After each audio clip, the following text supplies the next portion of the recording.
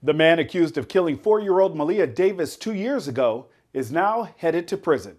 28-year-old Darion Vince pleaded guilty Thursday to tampering with a corpse and injury to a child.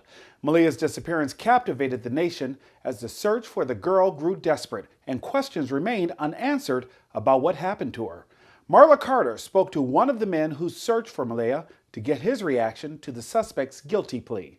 Maleah Davis captured the heart of Houston. Her neighbors remember Maleah's sweet wave to say hello. But she was such a sweet little girl. I think about her all the time while I'm walking my dog. Lena says she would see Maleah with Darion Vince. He was watching Maleah while her mother was out of town. It was during that time, in early May of 2019, when Maleah was reported missing. Texas EquiSearch immediately went into action and started looking for the 4-year-old girl. When she first disappeared and we was up off of Greens Road up by Intercontinental Airport, and then we was all over the place. Vince told police he was attacked by unknown men, woke up, and Maleah was gone. Meanwhile, the search continued. We was out in front of detectives several times every single day. Then surveillance video of Maleah surfaced, showing the little girl outside her apartment with Vince on April 30th of 2019. Investigators believe that Vince was the last person to see Maleah alive.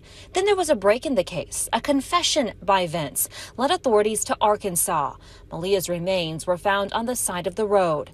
Tim Miller with EquiSearch traveled to the scene in a plane with detectives. I remember after we put her in a container and everything and brought her back to Houston with her little container sitting there with us, and how quiet the flight was back, bringing her back to Houston. Miller returned to Maleah's apartment today.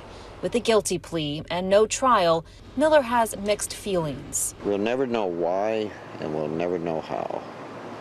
But maybe it's for the best. It may just be too painful. While Maleah may no longer be here in person, her spirit lives on in Miller, in her neighbors, and in all of the hearts she touched. I just wish she was still around for me to see her little smiling face. Let's hope today's the end and people can really start the healing process.